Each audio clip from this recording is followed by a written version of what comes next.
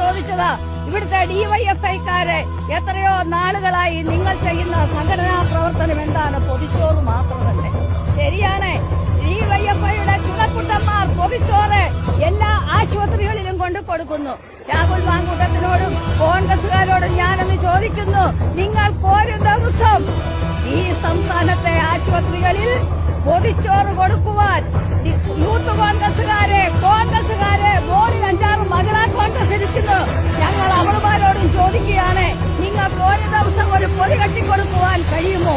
എത്രയോ വർഷമായിട്ട് ഡിവൈഎഫ്ഐയുടെ പ്രവർത്തകർ അവരുടെ സംഘടനാ പ്രവർത്തനത്തിന്റെ ഭാഗമായിട്ട് എല്ലാ ആശുപത്രികളിലും ഓരോ പഞ്ചായത്തുകളിലും ചെന്നിട്ട് ഓരോ വീടുകളിൽ കയറിയിറങ്ങി പൊതികൾ തലേദിവസം ചെന്ന് പറയും, ചേച്ചി ഞങ്ങൾക്ക് 2 പൊതി വേണം, അല്ലെ ഒരു പൊതി വേണം. അങ്ങനെ അവരോട് ആവശ്യപ്പെട്ട് അവരാ പൊതി കൊടുക്കുമ്പോൾ അത് കളക്ട് ചെയ്ത് സർക്കാർ ആശുപത്രികളിൽ കൊണ്ടുകൊടുക്കും.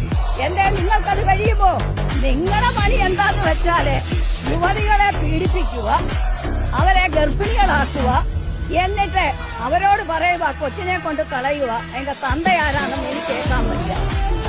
പച്ച മലയാളത്തിൽ പറഞ്ഞത് തന്തയില്ലാത്ത കുഞ്ഞുങ്ങളെ ഉണ്ടാക്കി കൊടുക്കുന്ന ജോലിയാണ് കോൺഗ്രസിന്റെ നേതാക്കന്മാർക്കുള്ളത് എന്ന് ഇപ്പോൾ നമുക്ക് മനസ്സിലായി. അവരുടെ പ്രവർത്തനം അതാണ്.